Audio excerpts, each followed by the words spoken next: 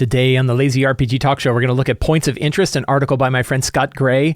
I am going to the Philadelphia Area Gaming Expo in January 16th. We're going to talk about that. Lord of the Rings is now available on D&D Beyond. What does the integration of an entire RPG system look like when integrated with D&D? We're gonna dig into that. Elon Musk says, how much is Hasbro? Which isn't really that important, except it brings up the whole topic of how do we ensure the resilience of this hobby of ours. We're gonna dig into that. We're gonna talk about all of the various sales and best products that you can get, not necessarily the best products, but some notable products that you can get in this holiday gift giving time. We're gonna dig into a bunch of stuff like that. I am going to talk about the dangers of the crafting system of the D&D 2024 Dungeon Master's Guide, and we're going to cover more topics from the November 2024 Patreon Q&A, all today on the Lazy RPG Talk Show. I'm Mike Shea, your pal from Sly Flourish, here to talk about all things in tabletop role-playing games. This show is brought to you by the patrons of Sly Flourish. Patrons get access to all kinds of tips, tools, tricks, and adventures and scenarios and all kinds of things to help you run your 5e games. You also get to join the awesome Lazy DM community over on Discord, and you help me put on shows like this. To the patrons of Sly Flourish, thank you so much for your support. My friend Scott Gray has an awesome blog called Points of Interest, or the blog is called Missives from Mooncastle, the Insane Angels Studios newsletter. If you do not subscribe to this newsletter, consider subscribing to this newsletter. It is really excellent, and it is also a good way to stay on top of Scott Gray's work on his role-playing game known as Core 20. But I really love this article he wrote because I love the idea of points of interest. Hey, here's your subscribe thingy. So points, I've already subscribed, so I can click out of it. You should subscribe though. It's really good. So the idea of points of interest is when you're traveling from place to place, and in ye olden days, in medieval times when you traveled, there was often like a place that you could stop over for multi-day travel. The expectation was you'd travel for a day and then there'd be like a place, and it could be like a public house or it could be a campsite or whatever, but there was a place that you stopped along the way. And it really gets into that idea of like point crawls where, you know, instead of having hex by hex travel, what is the interesting location that you reach when you get partway through a journey? What I really loved about it is he has an unusual small settlement feature table, a D100 table, 100 different things. And it's got everything from tall spires to magical heated communal pools to noticeably cooler or warmer than the surrounding environment. So a bunch of different kinds of things. These are all sort of the interesting things that happen at a particular point along your journey. And I love this list very much. I think it's really, really excellent. And I wanted to talk about it here on the show. You can find a link to this article, which is called Points of Interest, from the Mrs. from Mooncastle, Scott Gray's blog. I suggest you subscribe to his newsletter, but you can also check out this article in the show notes. It is a really cool article with a fantastic list of things, old bell towers and fully lit up at night by swarms of fireflies. Really cool ideas about the backdrop for a location, which I think is really cool. I am going to be at the Philadelphia Area Gaming Expo, which is a gaming convention in Philadelphia, January 16th through the 19th, 2025. So it's about 6 weeks away from now. You can join the Philadelphia Area Gaming Expo. I have a link down in the show notes where you can check it out. Badges are still available. There's lots of games available. There's lots of games that are also filled up, but hopefully you can find a good set of games for it. I probably did this a little too late because there's lots of games, but I myself got in too late because I was still busy from the last convention and everything else that I'm doing. But it's really cool. I can't wait. I signed up for a game. I actually signed up to run a game, and unfortunately it's already full, but I'm going to run a Shadow Dark level 1 game. I'm also going to be on 2 panels. We're doing a panel about marketing for role-playing games, which looks like it has really good panelists on it that I'm excited to meet and excited to talk with. And another one about kind of making it on YouTube is another topic that I will be talking about while I'm there at my 2 conventions. But I'll be wandering around. I'll be playing games. I'll be running that one game. It looks like it's going to be a really fun convention. So that's the Philadelphia Area Gaming Expo, and it's happening on January 16th through the 19th, 2025 in Oaks, Pennsylvania. You can find a link to it in the show notes. Check it out. So, big topic that happened this last week. A few big topics, bunch of things happened, and a bunch of things that are kind of interrelated in little ways. We're going to talk about one of them. Lord of the Rings is available on D&D Beyond. Because I wrote for D&D Beyond long ago, I have a D&D Beyond Insider account, which gives me access to everything that shows up in D&D Beyond. It's proven to be a really good deal, but it lets me take a look at things like this without necessarily having to drop the $30 myself on it. So keep that in mind while I'm looking at this. I think that this is a pretty big deal for a couple of reasons. Look at that beautiful cover. Really, really cool cover art. This is there's two reasons why I think this is a really big deal and worth talking about. Number one is it is, to my understanding, the first time an entire role-playing game system has been ported over to D&D Beyond that wasn't just D&D. Now, it is a 5e based system, which is why they were able to port it over. We're actually going to dig into a little bit and show what that looks like, because it actually uses the character builder for D&D in order to build Lord of the Rings characters. But it's not a perfect one-to-one match. But this is the first time that they attempted to bring over basically an entire 5e system. Does that open them up to other 5e systems? I don't know. I believe, so for example, could they bring Tales of the Valiant over? Or could they bring Level Up Advanced 5e over? Could we see other 5e systems available on D&D Beyond? Well, now we are. The Lord of the Rings is another 5e system. It is not a D&D based system. It is a complete system on its own. It's got its own classes. It's got its own species. It's got its own, full character creation stuff. It is not a book that you buy and then stack on top of the D&D 2014 Player's Handbook, for example. It is an entire system unto itself. I don't think we're going to see Tales of the Valiant or Level Up Advanced 5e on there. And then you say, well, then why did we see Lord of the Rings? It has to do with the second thing, which is it's the first time that Lord of the Rings, one of the biggest, if not the biggest fantasy properties, is directly connected to D&D on a single platform. This is something that you can imagine that TSR and Wizards of the Coast loved. I don't remember historians can recall whether or not there ever was a direct connection between Lord of the Rings and Dungeons and Dragons officially or not. This seems to be one of the first that I know of official times where Lord of the Rings and D&D were tied directly together. And it's because the Lord of the Rings property is one of the only properties that's probably as big as D&D when it comes to fantasy. And I think that that's why they brought it over. I do know that there's a little bit of interesting tidbits, which we know that Lord of the Rings influenced stuff in D&D back in the 70s when D&D was first getting made. And I believe that that TSR actually got sued by the Tolkien estate for the use of things like Ents and Balrogs and and hobbits. And that's why they were changed to Trents and Balors and halflings instead of hobbits. So, that's pretty wild. But one of the questions, and I can show it that you can build. We'll actually go through the thing here. I'm going to build a character. And we're going to show it's not just the source material available on D&D Beyond, which is something they could have done. Instead, there is an actual, I'm going to delete this guy because this is my previous experiment doing this. But you can actually build a character using the character builder for D&D Beyond. And it's a little weird doing so. So we're going to have Tinos is going to be my character. And we're going to turn off homebrew. We're going to turn off expanded rules. We're going to turn all this stuff off. And then partnered content, we're going to check all of that off and only have Free League. This is a little awkward because this is, here's the thing that angers me about D&D Beyond. But I don't know if it really bothers me, because if they had it, it would just make it stickier. Oh, I'm so torn. Oh, Mike, your twisted ways. So wouldn't it be better if instead listed all the sources, like specific source books, and you could check which books you want and which ones you don't, and include the books that Wizards of the Coast themselves produce? So you could say, I only want these books available when I'm building my character. That would be outstanding. Instead, it's down to the freaking partner level, and you have to remember that Free League is the publisher. Well, who the hell remembers Free League is the publisher? I barely remember. I'm into this stuff and I barely remembered it. Anyway, so it's there, but we're going to include all this other stuff, right? I shut off everything else, but now I've got that thing. So then I can pick classes. Here's the awkwardness. So now I've got all the D&D 2024 classes are listed here, but then I have the Free League Lord of the Rings classes, which aren't really called classes, but you can pick it and then have that style. And then, pick your proficiencies and your fighting style path. We're going to go with great weapon. So it's still like fighter, Surge of Vigor is kind of their thing. But then they have a background tab, but there are no backgrounds in the Lord of the Rings book. They don't have backgrounds.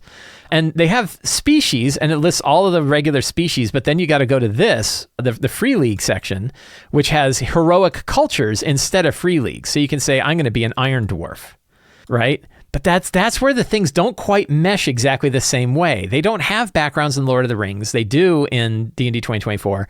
They don't have classes in that.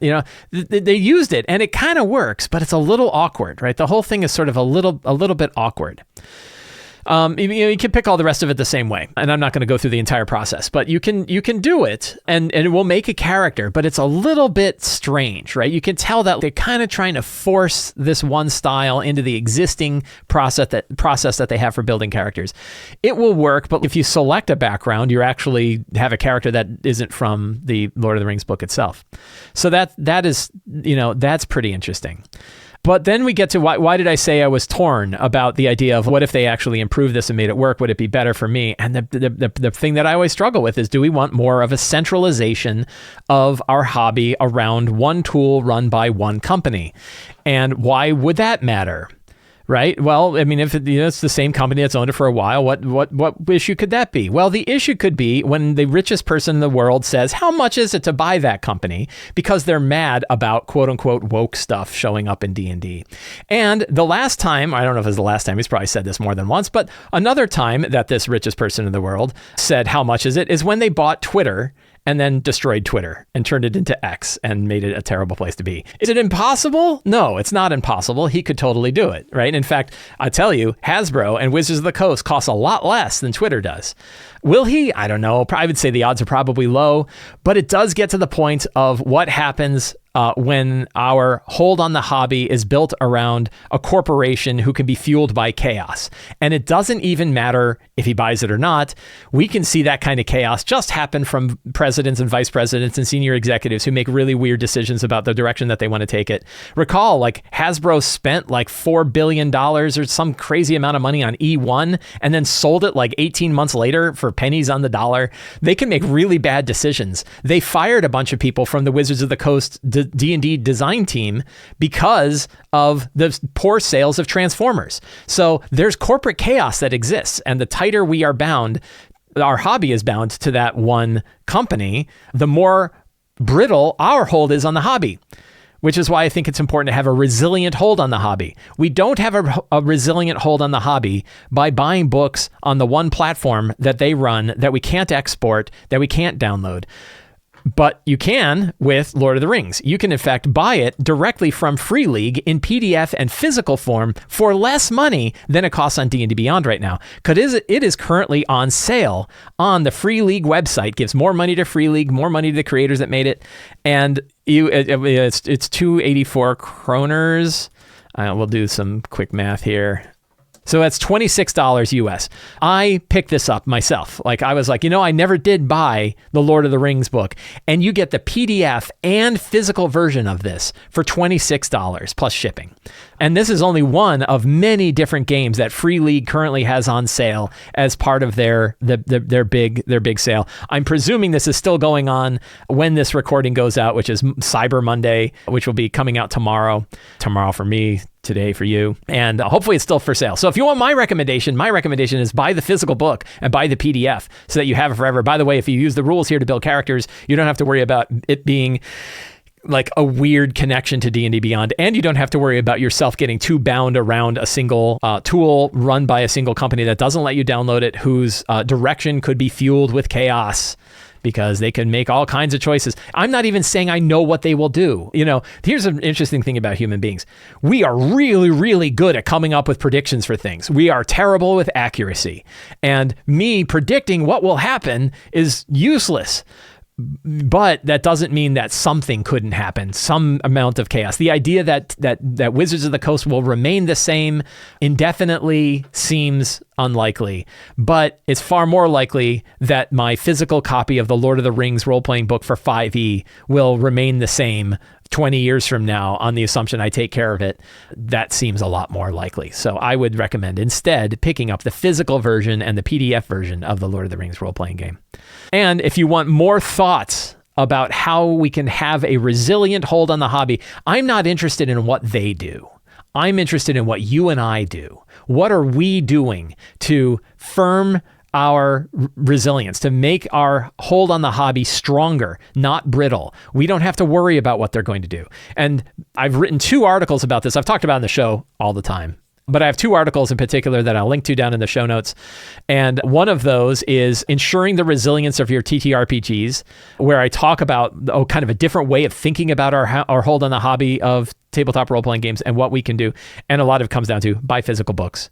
And the Surviving a Digital D&D, very similar article that talks about why we don't have to worry about Wizards of the Coast hurling. I just had my video on YouTube about this.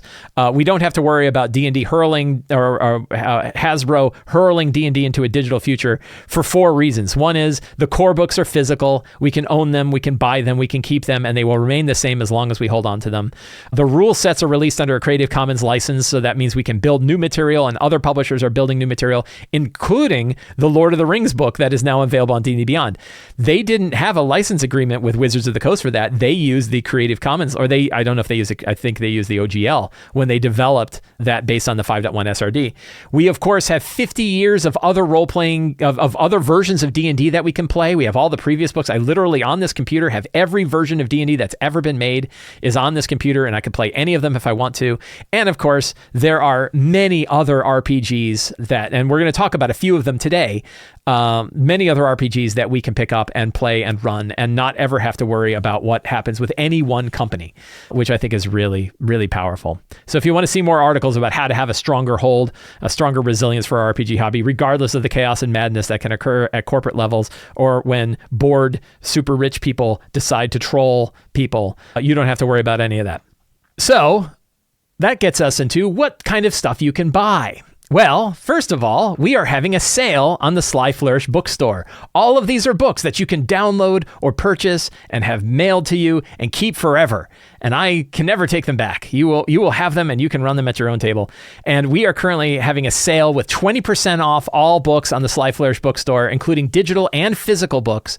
And if you spend $60 or more, you get free domestic shipping for those books to your home. So that includes books like Forge of Foes, the book to build your own monsters, Return to the Lazy Dungeon Master, the award-winning book of how to help you prep, run, and think about your games, The Lazy DM's Companion, which is packed with tools and tips and tricks and tables to help you run your game, The Lazy DM's Workbook, the book that is sort of like an extended DM screen that you can have at your table and help you reference stuff at the game, plus all of the fantastic books, including Fantastic Lairs, Grendel Root, Fantastic Adventures, and Fantastic Locations. All of them are on sale, PDFs and physical, 20% off, and you get free shipping. Make sure to use the coupon free shipping. You will note that when you go onto the store, the price that's listed is the regular price. When you add it to your cart, that's when you will see the discount that's applied at checkout. So please check that out. Great time to pick up any of your favorite Sly Flourish books that you might not have picked up, and a great time to buy books for your friends and family and other people that you think can benefit from books like Return to the Lazy Dungeon Master or Forge of Foes or The Lazy DM's Companion. I love these books. I use them myself all the time, but I also, of course, love them because I made them. But I really poured everything that I can into those books to help people run awesome games. I hope you will pass that along to others that are in your life. What other stuff can you, in this gift giving season, that you know that you can give to them and they can hold and love and use regardless of whatever happens? So I recently picked up, I've been playing Tales of the Valiant in my Sunday game, and I decided to invest in the new pocket edition versions of Tales of the Valiant, which are available on the Kobo Press store. They're not for sale, or they're not on sale. They are for sale, but not on sale. But they're already really cheap. These are $25 for the Player's Guide, $25 for the Monster Vault. Really cool size, much lighter than dragging physical books around. Because I go to my friend's house when we play, it's really nice to Mike's back to not have to bring the 3 giant books. The only thing is that the text size is pretty small. So, I can read it fine with my glasses here. These glasses are actually my computer glasses, so it's a little further away. But if you have trouble reading it, a pair of bumper glasses, if you've hit a certain age like I have, a pair of bumper glasses, which you can get for $5, really good way to be able to read these books. But I have seen my other players using these at their table. They have not had any trouble looking anything up. So I decided to go ahead and pick up the Monster Vault and the Player's Guide for Tales of the Valiant in nice pocketbook form, which I really like. Some other fantastic sales. I mentioned before that Free League has a big sale going on right now, and they have a lot of different books, a lot of their different core books that are for sale. The Dragonbane core set, for example, is on sale now, which is a box set. I picked it up. I've played it once. I haven't run it, but it's again about $26 for a box set that includes the full game in paperback form and tokens and maps and adventure books and all the kinds of stuff that you need in order to play Dragonbane. Dragonbane is a really cool sort of forked edition of D&D from back in the day that has been sort of streamlined now for more, I would say, kind of a classic play, but really fun. I've had friends that played it and liked it a lot. So Dragonbane is a very cool RPG, and you can get that on sale on Free League along with the Lord of the Rings box set. And then they have Vasain. I don't know if I'm pronouncing it correct, Vasain.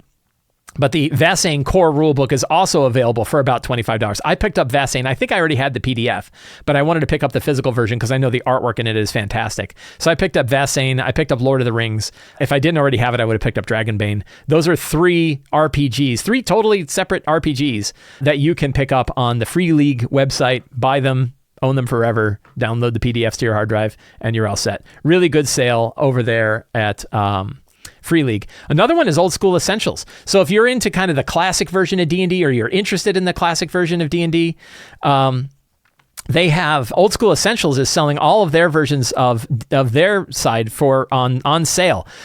A little bit weird about the different kinds of books that they have for Old School Essentials, because there's 3 different ways to buy it. You can, for example, buy the box, $35, that includes 5 different small books in a slipcase. This is the equivalent of BX. So this, I forget what level it goes up to. It's like 12th level, and it really has a smaller set, like I think 7, because it's BX based. Races and classes are mixed together. You have elf and fighter and dwarf and cleric and stuff like that.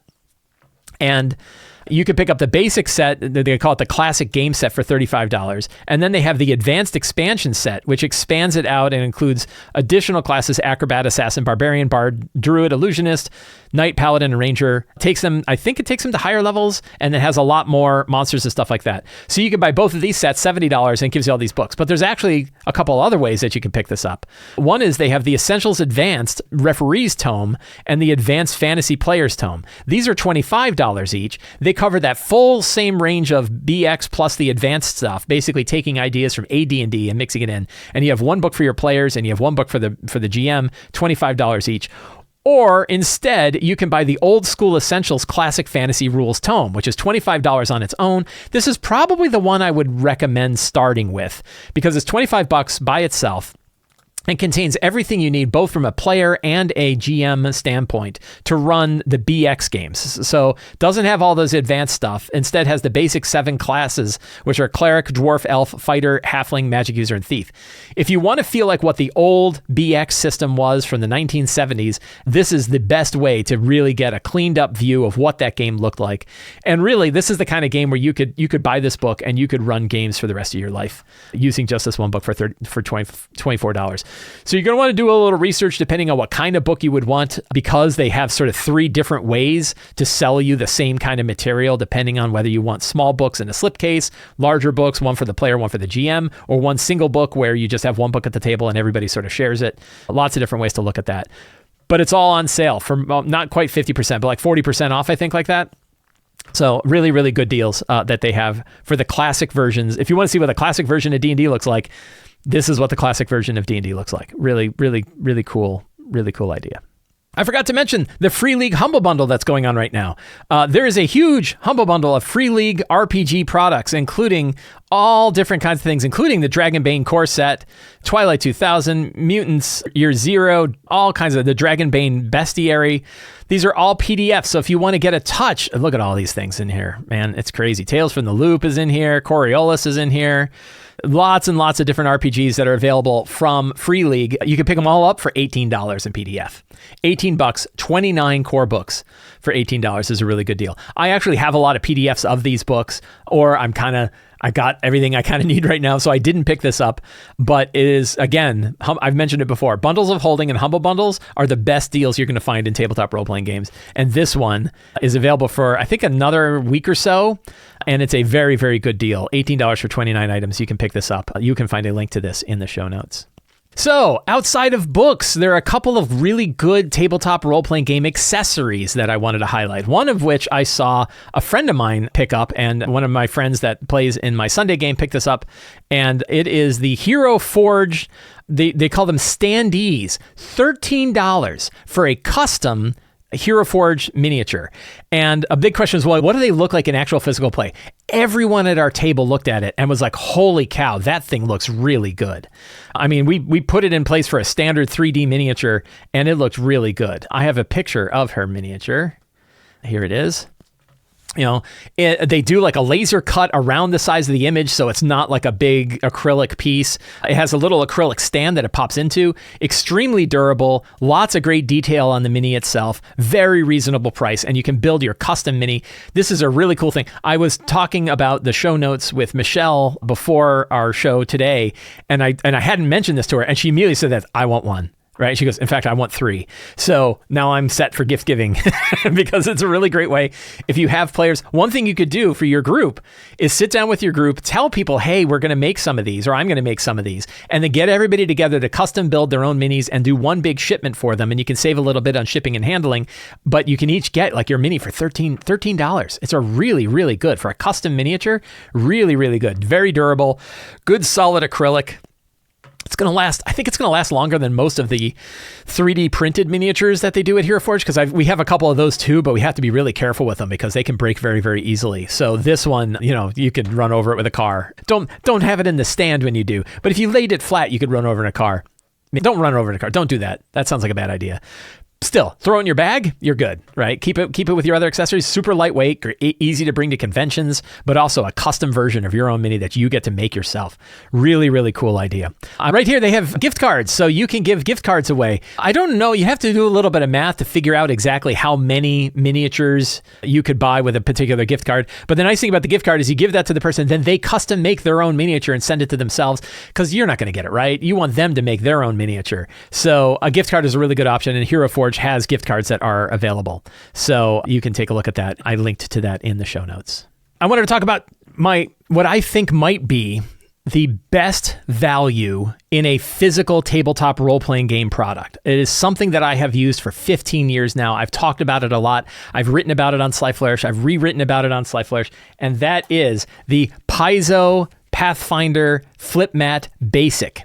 The Pathfinder Flip Mat Basic is basically a laminated sheet, super thin, super lightweight, extremely durable, and you can slide it right into your backpack. And when you fold it out at the table, you get a really great 20-some inch by 30-some inch. Look at that. You can totally see. Setup. A lot of people talk about, well, I don't like the creases. You can bend it against the creases and it flattens out really, really well without damaging the product at all. I've never had any. I've had a few of these, and I'm sure I've got one that's more than 10 years old that I've been using for my remote games. And what's great about it is it's basically like having a whiteboard in front of your table. And because it's blank, you can put anything. It means whatever you can imagine that you can do a quick sketch of, you can put on this map. It prevents you from railroading your characters down one path by using a printed map or by using a terrain or something that you set up ahead of time. If you really want to draw something ahead of time, you of course can. But I really, really love the Pathfinder Basic Flip Mat. Under $20, right? That's the deal. That's why I think it's one of the most outstanding deals. It's under $20. It can last forever, and it's a fantastic way to draw small maps, draw big maps, draw little symbols that the characters find, do little sketches of things, track initiative, track damage done to monsters. Anything you need to draw, you can draw it in front of you and your players can see it, and it works really well. A new thing that I have figured out is the one thing I have not liked about flip mats like this is using dry erase markers. I've used dry erase markers for I think 15 years, and I don't know what the hell I was doing. Because it turns out far better than dry erase markers are wet erase markers. This can use either wet or dry erase, and you have no worry about which one you're using. But the problem with dry erase markers, They're dry. They dry out super fast. What I usually had to do was have 4 of them on me, and I would rotate them because I would write them and then they would dry out, and then I'd cap it and I'd put it in my pocket and I'd grab another one. And then maybe by the time I got back to that first one again, as I rotated through my dry erase markers, they would just get worse and worse and worse. They dried out really fast. Some of them you would leave capped and then they would go bad. It really sucked. Wet erase markers don't seem to dry out nearly as bad. They draw a fine line. They look really, really good. And what's interesting is you can do it with a wet erase and you give it just a few seconds and then your hand won't smudge it later. So if you're drawing like a map, you can put that map out there in wet erase, and then as long as it's dried just a few seconds, you don't have to worry about your hand going by and ruining this map that you drew. And it's really easy to pick up. Just a damp cloth. One of my friends gave me a tiny little spray bottle that has water in it, and I could just spray it and wipe it down with a cloth and it all disappears and then my map is as good as new. I have a particular wet erase marker that I've started using that I wish I had been using 15 years ago. They've been around forever, and people that have been using the Chessex style wet erase mats know about these. And that is I'm going to get the name exactly right. The Staedtler LumaVision Medium Black model number 315-9. It is a medium point wet erase marker. It is non-permanent. The medium point is perfect for me. It's the exact tip size that I want. It's also really hard to find. You can't just go to Amazon and buy them. If you try to buy it on Amazon, you're going to spend $9 for a marker. It's ridiculously high. So I found a place where you can buy 10 of them from a place called Nordisco. I found them on the web. I found them by, I made fun of the fact that I said model number 315-9. If you want to find the right pen, do the search for that, because that is the medium point black marker, and they might call it something a little different, but if you put Staedtler 315-9, you will get this type of marker, medium point black markers. I bought 10 of them. The one question I have is how long they last, because I only just got them, and I don't know how long these markers will last. I have 10 of them. I marked this one because this is the one I'm going to use my own as much as possible to see how long it lasts. But I have used the fine point markers now for a month or so, and the fine point, I didn't like them because they were too thin. The line was too thin, but boy, they lasted a long time. So I highly recommend the Staedtler LumaColor non-permanent model number 315-9 black medium point dry erase marker with your Paizo Pathfinder Flip Mat Basic. This is like $16. The pen is like $2. If you buy, I think it cost me $23 or $24 to buy 10 of these, which should last me a really long, I'm really hoping they last me a really long time.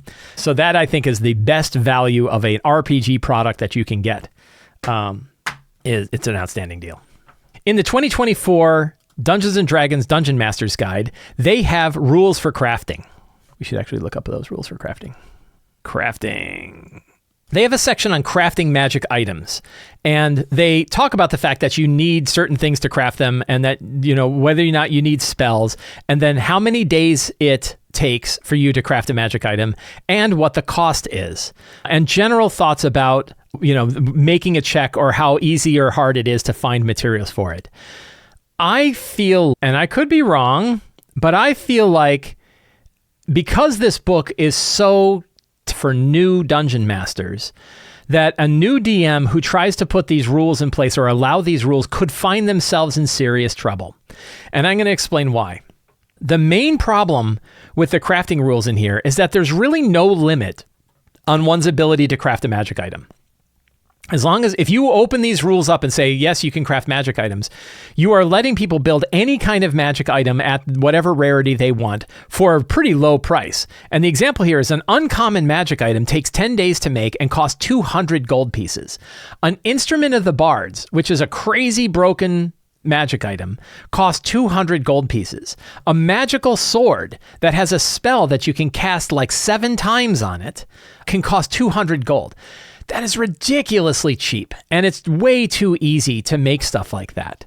So you could end up as a new game master looking at magic item crafting rules from the 2024 Dungeon Master's Guide. I think you could find yourself in trouble very quickly, because you are not just creating a Monty Hall campaign, you are letting the players generate a Monty Hall campaign where they can basically build kind of any sort of magic item they want to build, because there is no way for you to really control what items they're allowed to make and what items they're not based on the rules in the game.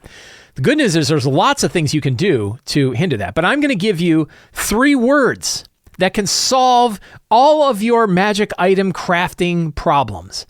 Don't do it.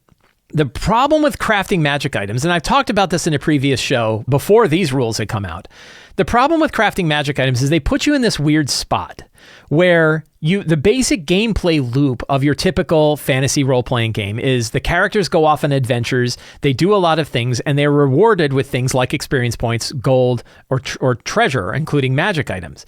If you give them the ability to make their magic items, you're kind of going outside of that loop, and you end up creating a couple of problems. One is, why bother going on adventures and picking up the treasure that's random, or maybe random, when you can go build the exact magic items that fit your character build yourself, and you don't even need a GM to do it. Also, what are you supposed to do with all that time while crafting? Now, 10 days for an uncommon magic item is not a lot of time. And, you could say, oh, we're going to spend 10 days. But if you're spending 10 days making your crazy broken spell item, what are all the other characters doing? And what are the players doing with those characters? Are they just sitting around? I guess we're all going to wait for Ozara to make her new fancy sword. Is that what the kind of game you want to have? What's happening to the rest of the story of the game?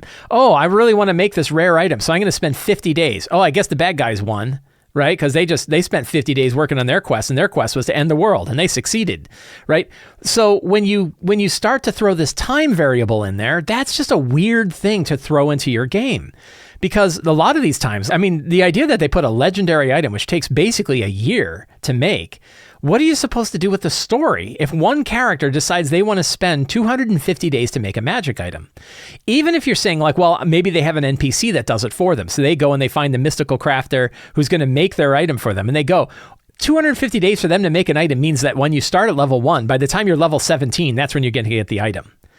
Right? That seems really weird. The whole concept of the time being a component of this is a really weird thing to deal with. And this is not just a problem that exists in the 2024 Dungeon Master's Guide. It also exists in other Game Master's Guides where they offer time as a thing. Tales of the Valiant has it, and I think Tales of the Valiant has it, and Level Up Advanced 5e has it as well. There's another trick. So say you still want to offer an ability to craft an item in your game. You want to have some kind of system for it. I have a quick system that I think can work better than the system that you have in here that can ensure that you're not just opening players up to be able to make any kind of magic item they want, and also not dealing with the situation of players and characters having to spend tons and tons of time to make items when the real loop you want is them going on adventures, defeating bad guys, and getting treasure on the spot. An interesting tidbit is that crafting rules for magic items didn't exist. Costs for magic items didn't exist in the 2014 version of D&D because it was assumed in that version of D&D that magic items were basically, the creation of magic items was a thing of the past, that it wasn't something that happened in the current society of the game. It's almost like a Numenera style where the world before was better than the world is now. But it made sense from the gameplay standpoint that the way that you acquired treasure was by acquiring it, not making it. So my quick system, other than don't do it, just award magic items like normal. Another system that you can do is instead, and this is something that Level Up Advanced 5e does, and a lot of other groups that have thought a little bit more about crafting than apparently we have in the 2024 Dungeon Master's Guide, is that in order to make an item, you need a very specific component to make that particular kind of item. Level Up Advanced 5e actually has that for every magic item that you find in the Trials and Treasure book. They show what the special component is. The only problem with that is some of those components seem like they would be easier to acquire, or that a player could argue is easier to acquire than others. So an example is like making a wand of magic missiles, which is actually a very powerful magic item. Making a wand of magic missiles requires an object that was animated by magic. There could be lots of those, and the characters could argue like anytime they defeat like an animated chair, now they can make wands of magic missiles because they've got every splinter of that chair could be a thing that was animated by magic, and therefore they can use that. So I think you want to probably have a better handle on what the special component is that a character would need to acquire in order to make a magic item. And the reality is what you're doing is you're saying in order to make a magic item, it's really going to be just as hard as if you went and found the magic item. And I think that's okay. If they say, I really want to make a wand of fireballs, and you can say, okay, well, in order to have a wand of fireballs, you need to get the fire eye from a beholder. Right? Beholders have one eye that's able to cast like a fire ray. You need to get that fire ray eye. Doesn't mean you have to go kill a beholder, but you have to at least find that eye. And they're like, ooh, I'd like to do research. Well, now you can build an adventure around them going and getting the eye, which is basically the same as, hey, you're going to have to go on an adventure to find a wand of fireballs, right? Like you might say, well, I'm going to make the eye as hard to get as whatever the item was. This is something that massive online games and other computer role-playing games have figured out, which is when you do crafting, you generally want to have crafting be either equal to or harder than acquiring the item that you're actually creating. But if you have that specific item, then it works. Now, the nice thing is because you're making it so hard to find that one specific item, you don't really have to care too much about how much it costs. You could certainly throw a cost value at it, but it doesn't really matter if it's too high or too low. And you could also let NPCs do it for them. And because you don't want to get into this thing where it's like, oh, you found the fire eye of a beholder, congratulations, and you want to make a wand of fireballs from it, that's great. But you're going to have to spend 250 days crafting it. Instead, what you can do is say, I'm going to go hire the Mages of Carton. The Mages of Carton said they can make it for me. And you give them the eye, you pay them the money, and they say, we're going to work on it. Come back when next time you're in town. Then they go off on an adventure, and when they come back, the wand is ready.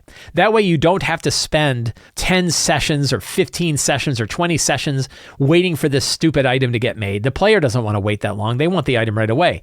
You've already determined that it's okay for them to have the item because that's why you controlled the core component that exists in the first place. So that is a far better way, I think, to control the creation of magic items.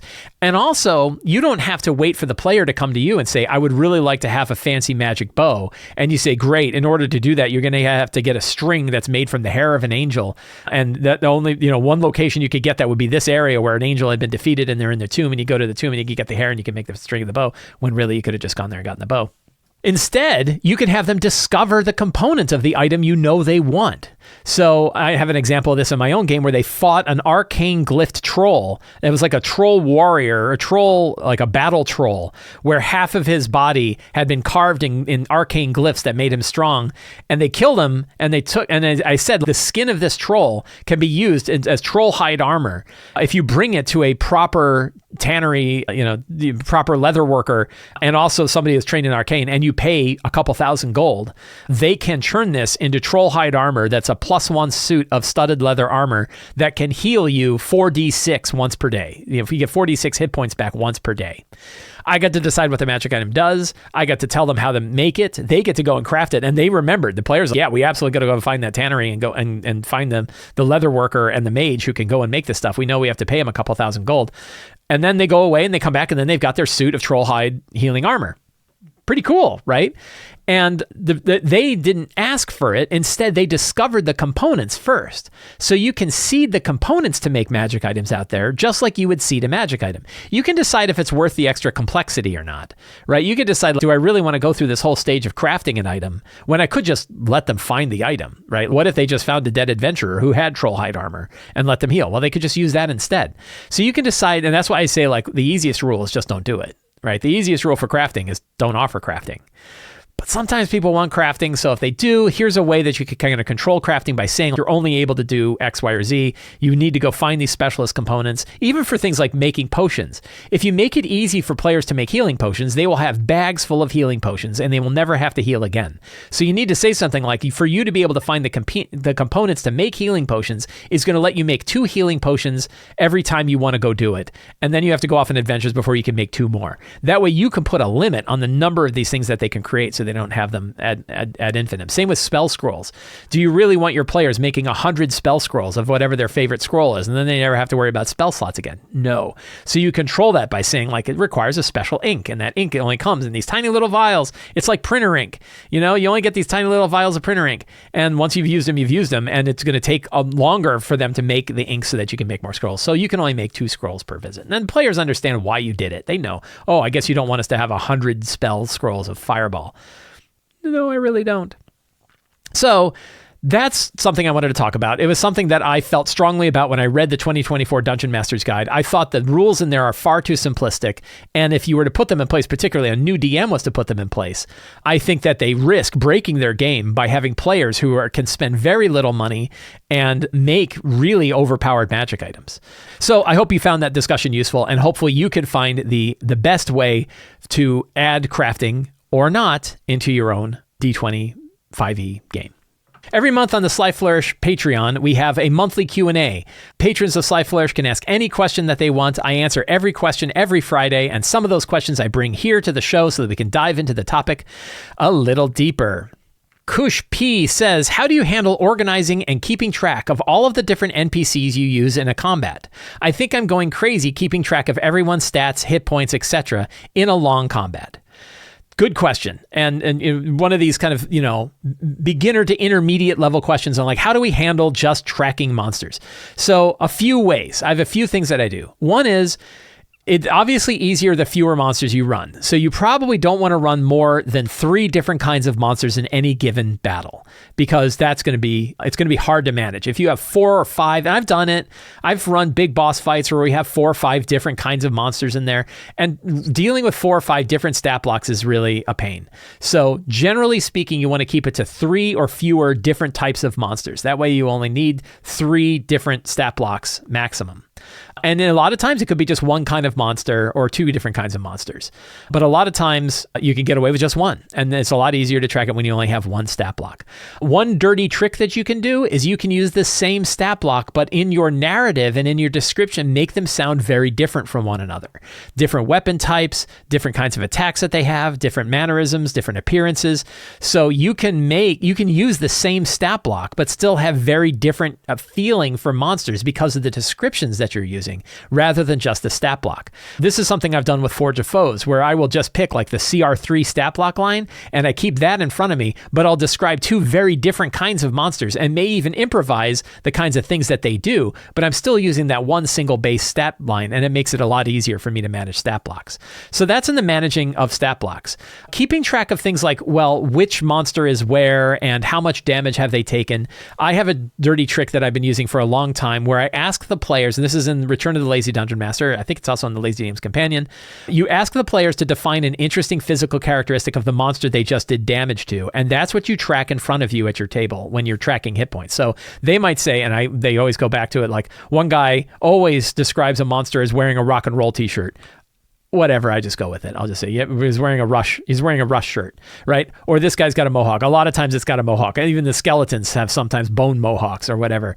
And so you say, well, this guy's got a bone mohawk, right?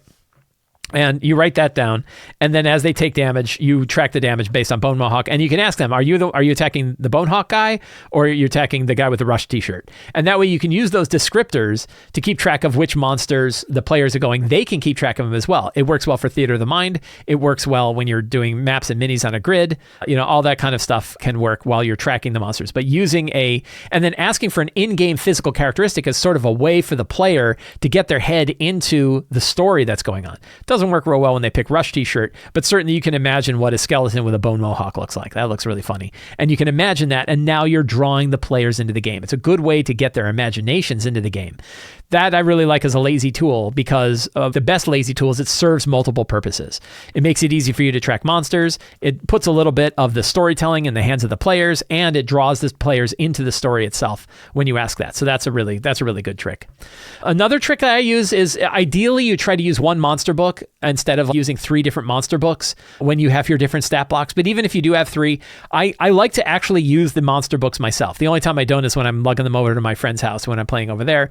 Generally speaking, then I might try to just pick monsters from one monster book. And even if you find a monster idea that you can instead just look at like the characteristics of that monster, then pick and reskin another monster in your existing monster book.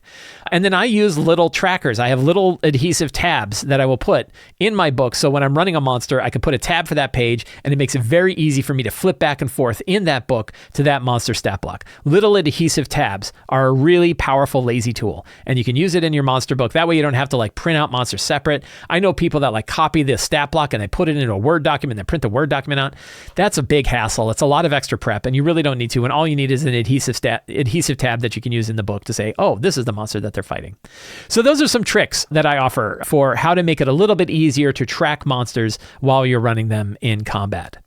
Ben H says, last night the group encountered an aboleth under Neverwinter, and while role-playing as it, I found it hard to convey its wants and really get inside its head.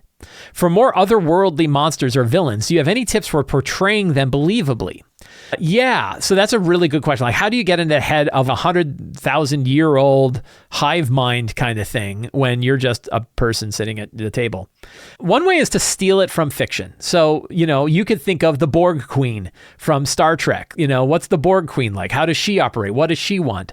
There are other kinds of characters in fiction. One of the ones that I think about a lot is Morning Light Mountain. So there's a book, I forget what's Morning Light Mountain from. There's a book by Peter F. Hamilton called The Commonwealth Saga, and in it is a villain of basically sentient vegetation that takes over world after world and has done so, and it's known as Morning Light Mountain. And Morning Light Mountain, this is a spoiler for the Commonwealth Saga. It's a really big book. It's got lots of pages, but it's pretty good. I enjoyed it. But Morning Light Mountain's main motivation is, if I don't take over, I'm going to die eventually. If I don't take over every single planet every habitable planet in the universe, eventually someone else will, and I will be completely destroyed. So it sees its continual expansion as required for its own survival. That's kind of an interesting angle.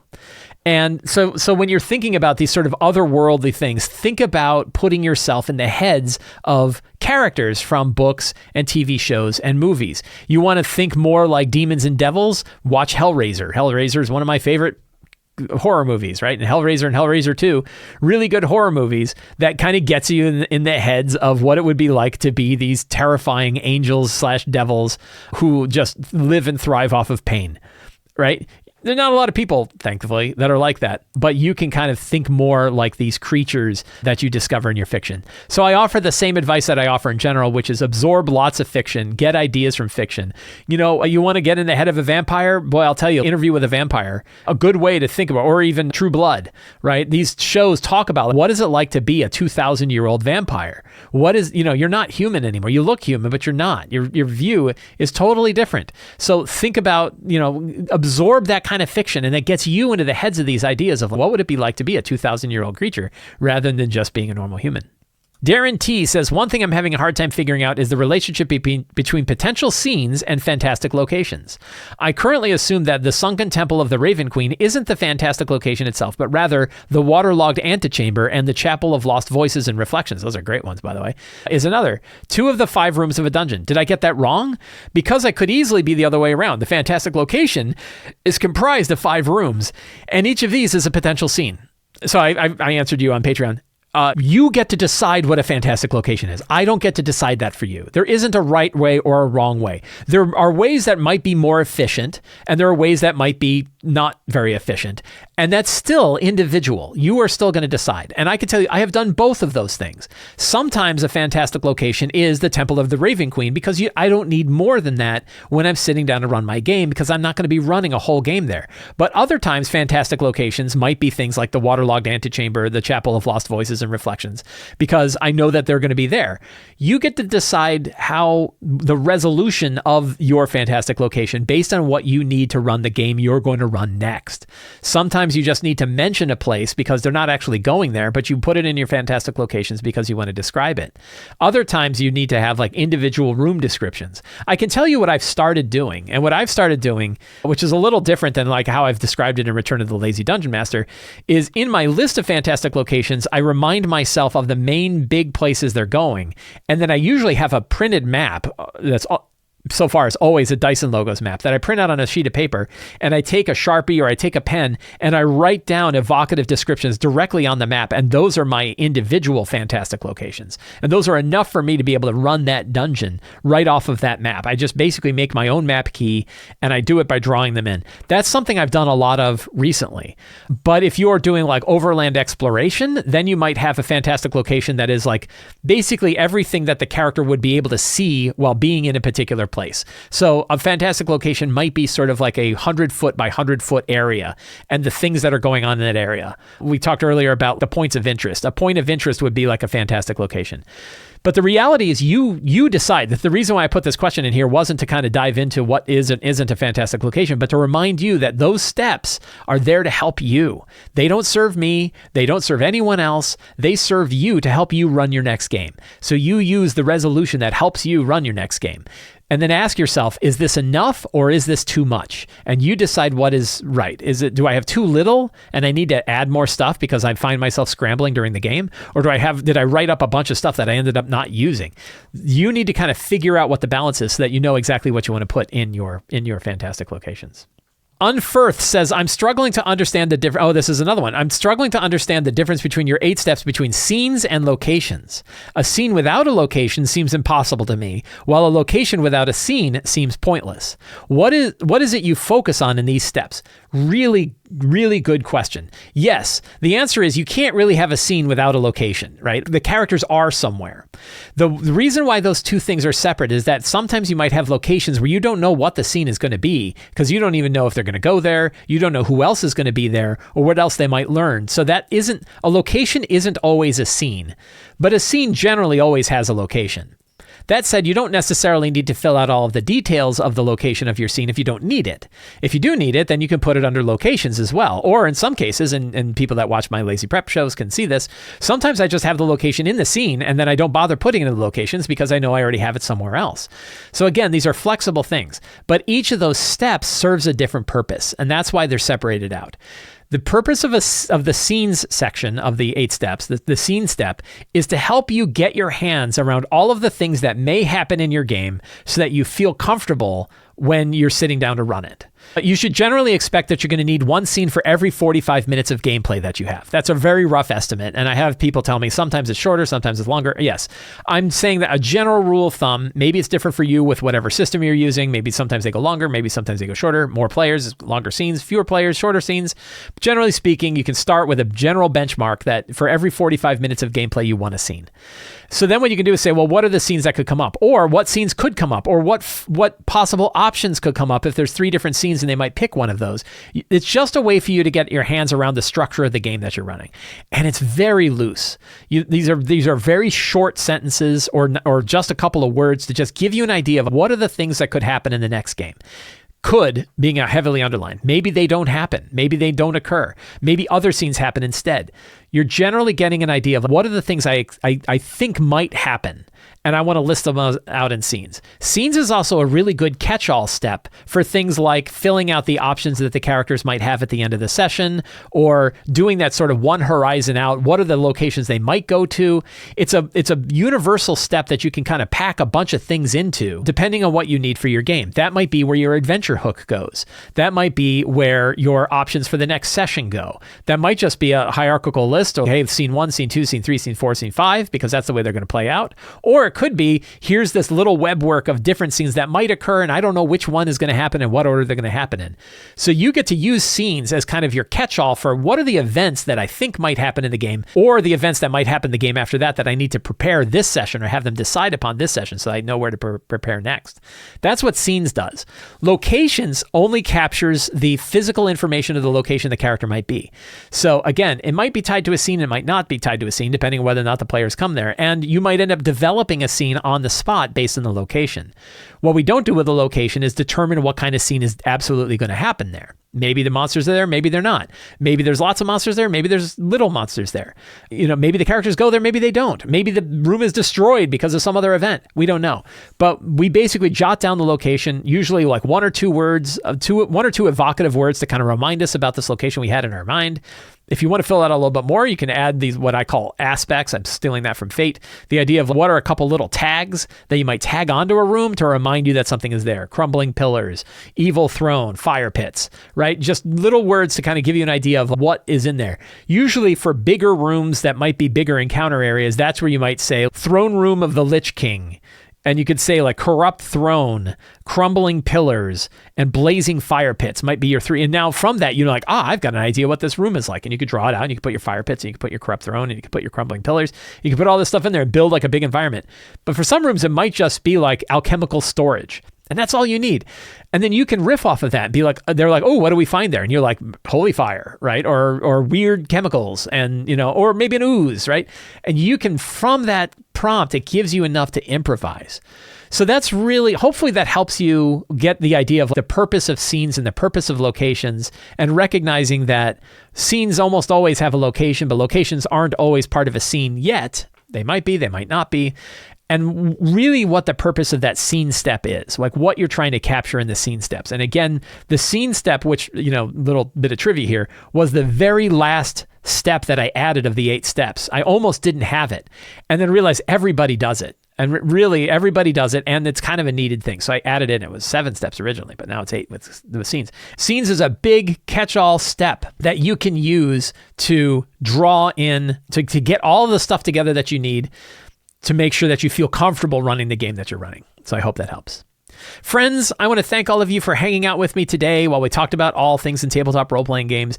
If you like the show and you want more stuff like this, please consider subscribing to the Sly Flourish newsletter. It is absolutely free to sign up. There is a link down in the show notes. You get a weekly RPG-related article and links to all of the other work that I do, including all the show notes and links that I'm putting into this, and links to all of the topics that I put into this show. Lots of stuff that I pack into that newsletter. It's really, really valuable. And you get a free adventure generator PDF, including a miniature version of 5e in a single PDF that you get for absolutely free, just for signing up for the newsletter. You can also support me directly on Patreon. Patrons get access to all kinds of tips, tricks, tools, adventures, and guides to help you run your games. You get access to the awesome Lazy DM community over on Discord, and you help me put on shows like this. And we are having a sale on the Sly Flourish bookstore right now up until December 11th, 20% off of all of our books, physical or digital. And if you pay $60, you get free shipping. Please check that at the Sly Flourish bookstore. Links are in the show notes. Thank you all so much. Have a great day, and get out there and play an RPG.